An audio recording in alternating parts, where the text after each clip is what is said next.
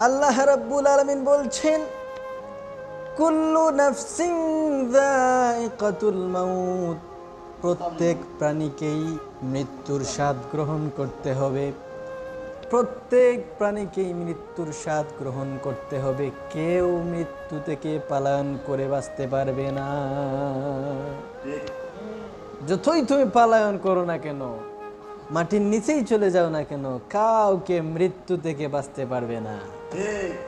একদিন মাওলার দরবারে সবাইকে চলে যেতে হবে। এই দুনিয়া থাকবে, সব থাকবে, তুমি থাকবে না।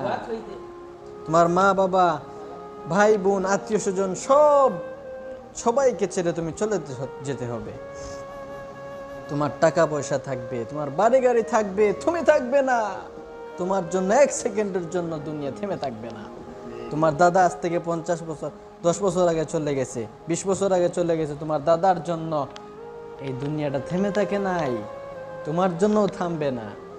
চলে যেতে হবে। আসুন আমরা মৃত্যুর জন্য প্রস্তুতি নেই। আল্লাহ তাআলা আমাদের সবাইকে যেন নেক আমল করার তৌফিক দান করেন, মৃত্যুর প্রস্তুতি গ্রহণ করার তৌফিক দান করেন। সকলে পড়েন আমিন। ওয়া আখির দাওয়ানা আনিল হামদুলিল্লাহি রাব্বিল আলামিন। আসসালামু আলাইকুম ওয়া রাহমাতুল্লাহি ওয়া বারাকাতুহু।